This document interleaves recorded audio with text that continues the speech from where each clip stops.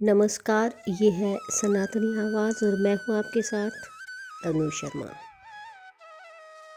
दोस्तों, हिंदू धर्म में मंगलवार का दिन हनुमान जी को समर्पित किया गया है।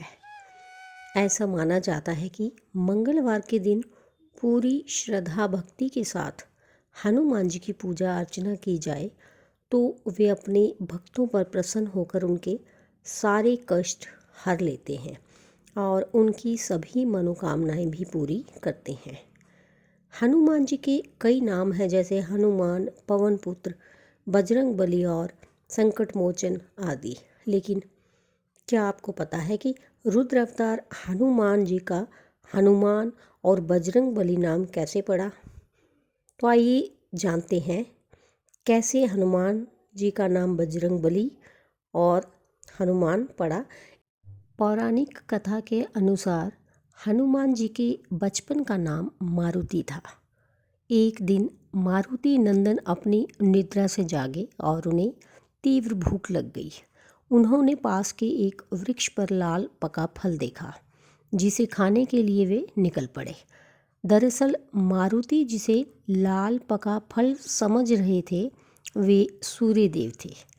वह अमावस्या का दिन था और राहु सूर्य पर ग्रहण लगने वाला था, लेकिन वे सूर्य को ग्रहण लग पाता उससे पहले ही हनुमान जी ने सूर्य को निगल लिया।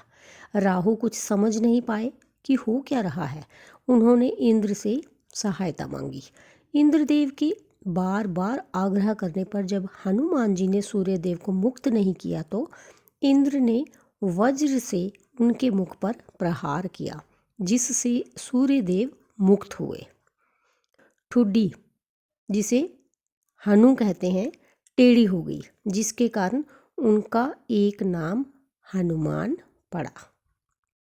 अब बात करते हैं हनुमान जी का नाम बजरंग बली कैसे पड़ा।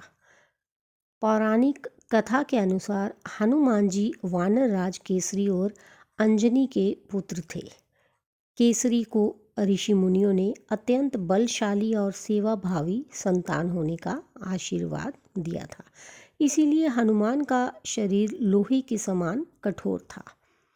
इसीलिए उन्हें वज्रांग कहा जाने लगा। बहुत ही शक्तिशाली होने से वज्रांग के साथ बलि शब्द भी जुड़ गया और हनुमान जी का नाम हो गया वज्रांग बली, जो बोलचाल की भाषा में बना बजरंग बली। तो मुझे दीजिए अनुमति, फिर मिलती हूँ। धन्यवाद।